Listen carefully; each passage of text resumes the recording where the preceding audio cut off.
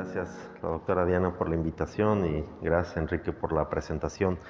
Vamos a hacer un análisis de esto que se le llama análisis post-hoc, que es una vez que tienes mucha información recabada en los grandes ensayos clínicos, que no necesariamente estaban planeados en los objetivos iniciales, puedes analizarla con otros objetivos y a eso se le llama análisis post-hoc. Entonces hay mucha información que nos aporta este estudio de DAPA-CKD y es parte de lo que queremos mostrar. Este es parte de mi conflicto de interés. Acuérdense que el uso de los inhibidores SGLT2 inició con los estudios de seguridad cardiovascular. Aquí en esta tabla mostramos los grandes estudios que aquí pueden ver arriba. Credence lo pongo en amarillo porque en realidad ese ya estuvo enfocado a pacientes con deterioro de la función renal, pero lo pongo en este grupo porque fue como de los estudios pivote o iniciales, ¿no? Si ustedes se fijan, van desde 4,000 pacientes hasta más de 10,000, dapaglifosina más de 17,000 pacientes. En ese momento todos eran pacientes con diabetes, con diferentes factores de riesgo cardiovascular. En EMPA-REC era el 100% con riesgo cardiovascular, en los otros cambiaba el porcentaje, y luego con insuficiencia cardíaca una buena proporción de pacientes. En los desenlaces vean cómo en rojo están los que alcanzaron significancia estadística, pero estos que no alcanzaron significancia están con una tendencia muy clara. Acuérdense que muchos de estos estudios fueron detenidos por el Comité de Seguridad, dado que había ventajas en el uso del brazo de tratamiento y no podías dejar al grupo placebo sin tratamiento. Entonces, cuando ve uno hacia abajo los desenlaces renales, también es impresionante ver cómo es aparentemente un efecto de esta clase de medicamentos, ¿no? Entonces, hay efectos de cardioprotección y de nefroprotección, y de ahí se derivaron, aquí vemos las gráficas, perdón, de EMPA-REG, Canvas, Declare y Vertis, y vean cómo se van separando las curvas. Y algo muy interesante es que desde etapas tempranas, ¿no? Partiendo en algunos estudios desde los 18 meses, empieza a observarse diferencias en las curvas. Cuando uno observa, una vez definidos estos desenlaces, se hubo que hacer estudios con objetivos muy específicos cardiovasculares, como los de la izquierda, enfocados en insuficiencia cardíaca. Y aquí lo novedoso es que, a diferencia de este Soloist, vemos al DAPA-HF y EMPERO como casi la mitad de los pacientes eran no diabéticos, que era algo novedoso porque era explorar si estos medicamentos podrían salir fuera de la esfera de diabetes. Y como ven, los desenlaces cardiovasculares, pues claramente con un efecto protector en todos ellos, y aquí como desenlaces secundarios, los eventos renales también se veía con protección. Y estos estudios de la derecha, el DAPA-CKD y el EMPA-KIDNEY, pues son estudios enfocados a pacientes renales con objetivos primarios enfocados a desenlaces renales, ¿no? Y vean cómo los desenlaces cardiovasculares en el DAPA-CKD fueron favorables. Acá se quedan en la rayita porque pues, son estudios que otra vez se detienen antes de tiempo y no alcanzó significancia, pero hay una tendencia clara. Y vean los desenlaces renales claramente con un efecto protector. Entonces, vemos aquí las curvas en DAPA-CKD, como para el desenlace compuesto renal, vean cómo se separan desde etapas muy tempranas, y acá diálisis temprana o muerte renal también, muerte cardiovascular o hospitalizaciones por insuficiencia cardíaca, cómo se separan muy temprano, de hecho es el que más tempranamente se separan las curvas, y muerte por cualquier causa. Entonces, eso es como lo que tenemos de preámbulo, y luego vamos a mostrar otros resultados interesantes que nos mostró DAPA-CKD, que es un estudio donde se aleatorizaron uno a uno, un brazo a dapaglifosina 10 miligramos al día más el estándar de cuidado, y en el otro se dio placebo más el estándar de cuidado. Son alrededor de 4,300 pacientes divididos uno a uno, y como era un estudio renal, digamos, los resultados primarios era el compuesto de reducción sostenida de más del 50% de la tasa de filtrado, llegar a enfermedad renal crónica terminal, muerte renal o cardiovascular. Y los secundarios eran como los desenlaces, digamos, separados, y vean también el compuesto de reducción sostenida de la tasa de filtrado, enfermedad renal crónica terminal y muerte renal, quitando lo cardiovascular, y acá lo cardiovascular también, ¿no? Entonces participaron países alrededor del mundo. Vean, todo lo que está en azul son los países que participaron, incluyendo México. Estas son características generales que están bien balanceados en los dos grupos. Y lo que quiero llamar su atención es esto que está en el recuadro rojo, cómo se metió un buen porcentaje de pacientes con tasas de filtrado abajo de 30 mililitros por minuto, entre 25 y 30. Acuérdense que el límite de los criterios de inclusión era 25 mililitros por minuto. En PARREC llegó a 20. Claro, en la evolución fueron bajando algunos pacientes, incluso algunos que llegaron a requerir terapia sustitutiva. Y vean cómo la proteinuria no era tan bajita. De hecho, la mitad de ellos tenían proteinurias arriba de 1 gramo. La proporción de diabéticos eran 2/3 partes, más o menos poco más de 1/3 parte con enfermedad cardiovascular, un 10% de insuficiencia cardíaca. Y vean bien balanceadas las terapias con IECAS o el bloqueo del receptor de angiotensina, un buen porcentaje con estatinas también. Aquí vemos 2/3 partes eran diabéticos, y dentro de las causas de enfermedad renal, vean, glomerulonefritis ocupa una parte importante. Estas que le llaman nefropatía isquémica o hipertensiva, y otras causas, ¿no? Entonces, cuando uno analiza también en el grupo de diabéticos, la causa de la enfermedad renal pudo haber sido algo diferente. Aquí vemos como un pequeño porcentaje no era necesariamente diabetes lo que los llevó a la etapa terminal de la enfermedad, pero tenían diabetes, y el resto de patologías, como lo vemos en el extremo derecho, pues eran muy diversas, ¿no? Entonces, vean aquí cómo cuando analiza uno por etiologías de la enfermedad renal, pues es en casi todos los desenlaces. Acá tenemos el resultado primario, que era, ¿se acuerdan? El compuesto de todos los desenlaces renales más muerte cardiovascular, y luego los renales específicos, muerte cardiovascular o mortalidad de todas las causas. Y en general, casi en todas las causas, está a la izquierda de esta línea vertical, que es lo que denota un claro favor al grupo de dapaglifosina, ¿sí? Estas que no alcanzan, que tocan la línea, que tocan la unidad, son finalmente aquellos con unas Ns más pequeñas, que no hubo tantos desenlaces en esos grupos. Y claro, pues dividiendo los grupos empiezas a perder significancia en algunos de ellos. Pero lo más importante es que esta P que ven a la derecha es la que habla de interacción de estas variables, y el hecho de que no sea significativa habla de que aun cuando no alcanza significancia en esos subgrupos, por lo menos no pareciera marcar como un subgrupo diferente y no mete heterogeneidad, ¿no? Entonces, cuando uno analiza el subgrupo específicamente de IgA, por lo menos en números, aquí esta gráfica de la izquierda muestra, comparado con otros estudios diseñados específicamente para IgA, vean cómo alcanza Ns un poquito mayores que estos, lo cual lo ponemos así como para decir que es una N suficiente para demostrar desenlaces o el impacto en esta enfermedad. Aquí vemos a la derecha cómo claramente se separan las curvas desde muy temprano también, antes de los 12 meses, y alcanza una diferencia significativa, ¿no?, en el desenlace compuesto. Vean las tasas de filtrado glomerular, es lo mismo que hemos visto en el grupo con diabetes. En la proteinuria comparado al placebo, vean cómo se reduce desde el inicio y se mantiene así durante todo el estudio.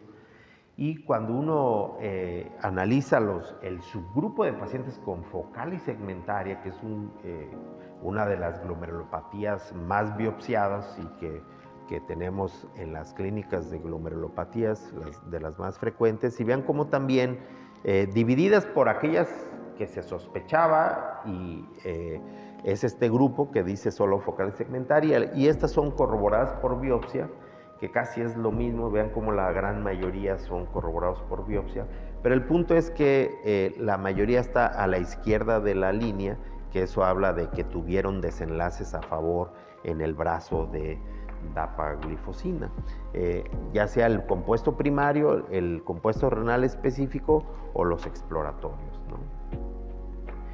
Y aquí es por categoría de enfermedad renal, analizando específicamente esos subgrupos que quedaba pendiente analizar, que eran estadio 4 y 5, y vean cómo en prácticamente los desenlaces primarios, pues tenemos todos a la izquierda. Este alcanza a tocar ahí la línea, no alcanza significancia estadística, pero el punto es que no hay heterogeneidad, o sea que no hay diferencia o no hay una interacción por el subgrupo de categorías de enfermedad renal, ¿no?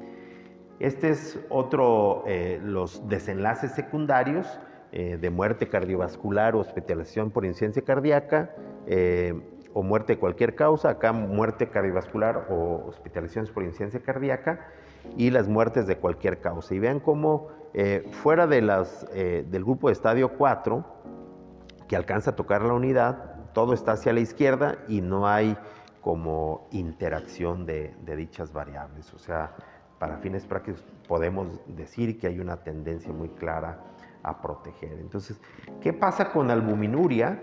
Albuminuria también la podemos subdividir entre aquellas que sobrepasan, la primera categoría es menor de 1 gramo, entre 1 y 3.5 gramos y más de 3.5, y tenemos acá desenlaces primarios, luego el secundario, otros resultados secundarios y mortalidad por todas las causas. Y vean cómo todo lo que esté a la izquierda de la línea vertical es que es a favor del grupo con dapaglifosina y claramente se ve que no hay interacción de estas variables, es decir, al subdividirlas no se nota que alguno de esos grupos se salga de esta tendencia, ¿sí? Entonces, independientemente del grado de proteinuria.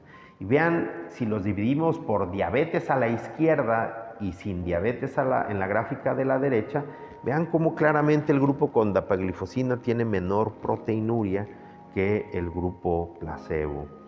Este es regresión a microalbuminuria o por lo menos a menos de 300 miligramos por gramo, y vean cómo el grupo de dapaglifosina tuvo mayor número de pacientes que regresaron a valores, digamos, de microalbuminuria.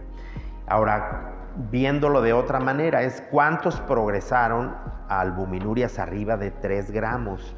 Y vean cómo el grupo de placebo le fue peor, ¿no? Mientras que el grupo de dapaglifosina fueron menos los casos. Sí hubo casos, pero fueron menos que en el grupo de placebo.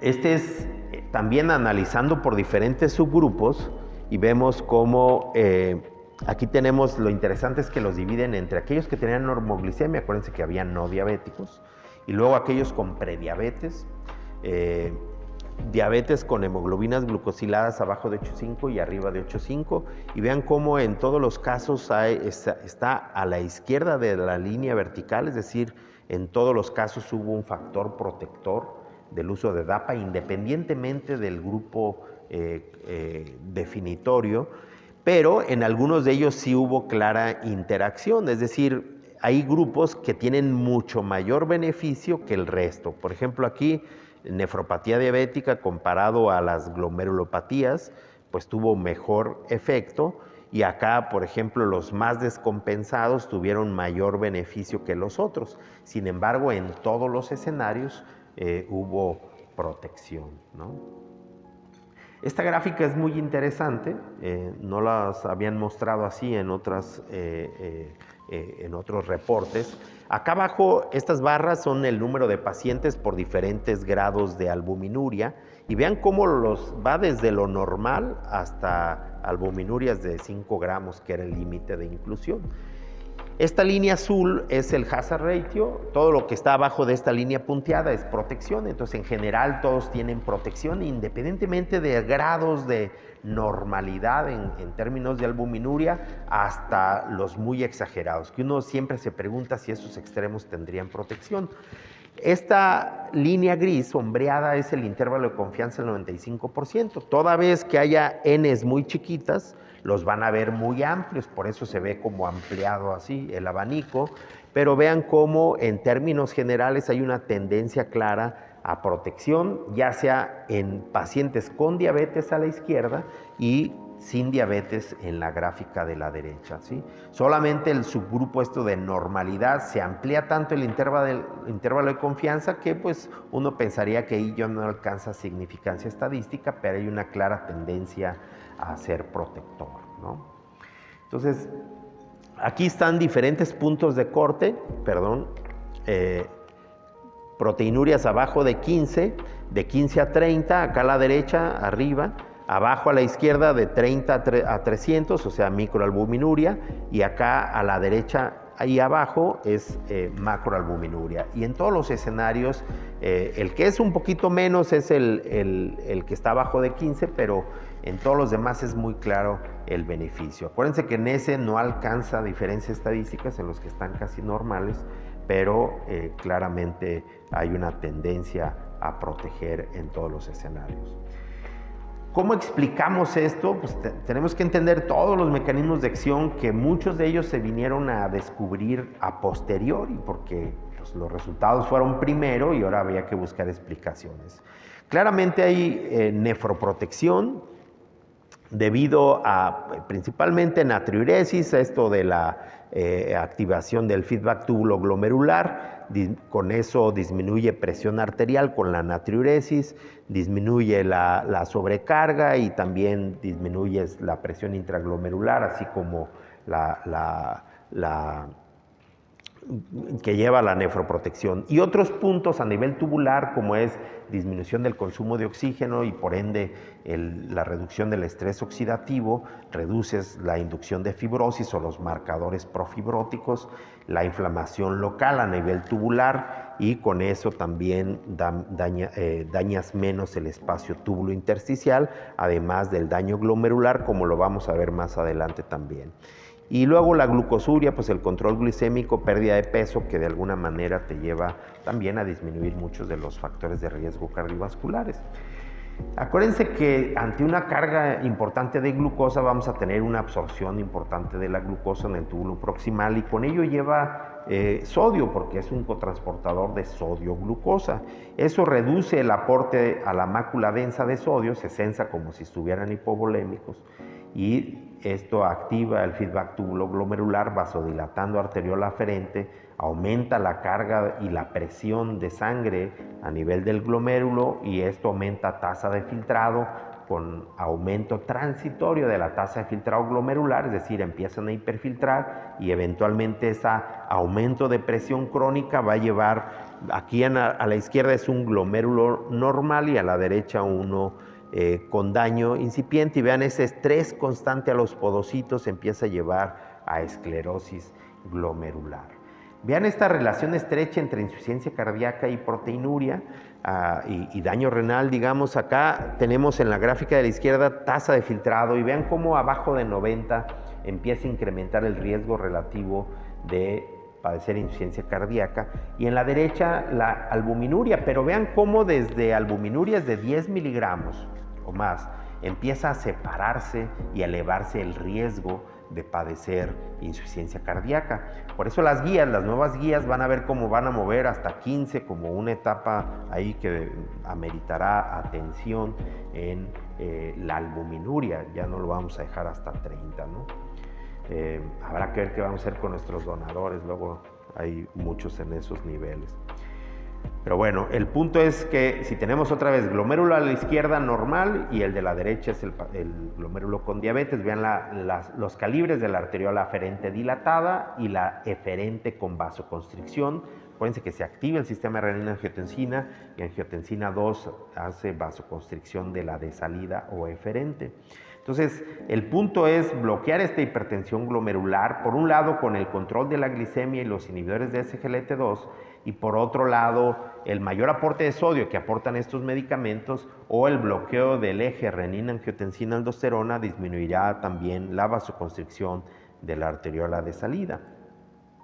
Entonces, con ellos, con dapaglifosina y el OCIECAS o el bloqueo de receptores, disminuiremos la hipertensión glomerular y aquí lo vamos a ver ejemplificado.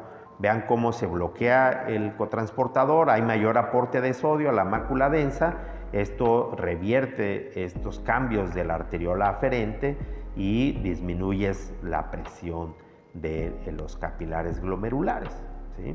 Entonces, ¿cómo se ha demostrado esto? Este es en ratitas, vean cómo es microscopía en vivo. Vean aquí cómo está dilatada, vean el calibre de esta arteriola aferente y una vez que están tratados, 30 minutos después del medicamento, vean cómo se restablece. Pero vean la arteriola eferente o de salida, vean el calibre de aquí cómo está mucho más reducido que esta de acá, ¿no? O sea, si hay cambio, es más importante en la arteriola aferente, pero también en la eferente. Un punto importante es la natriuresis, cómo es dosis dependiente. En la gráfica de barras de la izquierda vemos que a mayor dosis de dapaglifosina aumenta la excreción de sodio y esto le aporta más a la mácula densa, inhibes la actividad del sistema renina-angiotensina. En las gráficas del medio, muy interesante, se compara con tiazidas, a ver qué hace un diurético. Vean cómo si hay reducción del volumen plasmático en dapaglifosina, también con hidroclorotiazida. Y luego cuando comparamos peso, vean cómo el peso con los diuréticos haces ya meseta, o sea, bajas y luego haces meseta, pero con dapaglifosina esta reducción inicial seguramente es puro volumen con la natriuresis, pero a largo plazo ya empieza a ver seguramente las pérdidas calóricas que contribuyen a esa reducción de peso. Por eso la línea de dapaglifosina se sigue reduciendo. Entonces, otro punto que se le ha dado importancia es al cotransportador NH3, que dado que se piensa que solo el cotransportador sodio-glucosa no sería suficiente para tanta natriuresis, pero si bloqueas los dos sería mucho más efectivo. Y hay una estrecha relación entre los dos. Acá arriba vemos solo el funcionamiento del NH3. Si das un bloqueador específico, disminuyes el transporte de bicarbonato, porque acuérdense que a ese nivel lo importante es la absorción de bicarbonato, pero para eso necesito sacar hidrógeno. Si bloqueas esa salida de hidrógeno, bloqueas el paso de bicarbonato. Entonces es lo que representa aquí. Acá abajo a la izquierda vemos cómo se incrementa con las fluoricinas la excreción de glucosa, y acá en la derecha vemos cómo se incrementa la excreción de sodio, y esto te hace pensar que pudieras tener un bloqueo conjunto del NH3 con la sodio-glucosa. En este ejemplo de ratitas, un modelo de ratas de insuficiencia cardíaca, vemos acá abajo cómo en la inmunohistoquímica prácticamente las dos primeras son de ratitas sin insuficiencia cardíaca, y vean en la de la derecha cómo se aumenta la expresión del cotransportador sodio-glucosa y, del NH3, y vean cómo cuando das empaglifosina se reduce la expresión del NH3. Y acá en las gráficas de arriba, la primera gráfica es la actividad. Vean cómo, comparada a la sham, los de insuficiencia cardíaca, que es la tercer grupo de marquitas que está en rojo, es las ratitas con insuficiencia cardíaca, y vean cómo se incrementa la actividad del NH3. Pero cuando bloqueas con inhibidor de SGLT2, vean en la izquierda, aún en las ratas sham, cómo reduces la expresión del NH3, y si son con insuficiencia cardíaca la diferencia es muy marcada, ¿sí? Y por ende la excreción de sodio, vean en insuficiencia cardíaca cómo se inhibe, está muy reducido, y cómo se aumenta la excreción. ¿Por qué se reduce la excreción de sodio? Pues porque tienes un aumento en la reabsorción. Hay un aumento en la expresión de NH3 y eso, al bloquearlo con inhibidor de SGLT2, cómo se incrementa la excreción de sodio. Entonces, aquí está gráficamente esta interrelación. Vean cómo al activarse uno se activa el otro y al bloquear uno se bloquea el otro, pero es bidireccional, ¿de acuerdo? Entonces, acá vemos cómo un inhibidor de SGLT2 potencialmente bloquearía la actividad de los dos transportadores.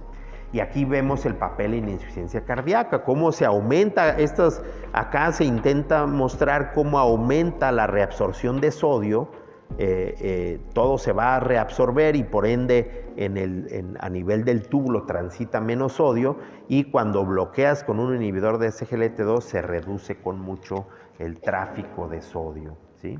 Entonces, una de las grandes dudas es si, a pesar de que tengo un diurético ya establecido, tendrías mejoría con los inhibidores de SGLT2, porque teóricamente el diurético de asa, por ejemplo, aportaría a la mácula densa, pero vean cómo aún así tenemos mejoría con el uso de dapaglifosina, y mucho de esto tiene que ver, vean cómo una cosa es el aporte de sodio aquí, pero es muy cerca a la mácula densa, a veces esto ya no, de alguna manera puede perder efectividad. Pero si le das mayor aporte de sodio, acuérdense que donde más se recupera sodio es en el túbulo proximal, y entonces tendríamos un aporte de sodio mayor a la mácula densa, aun cuando ya tuvieras bloqueo con el sodio, con el diuréticos de asa.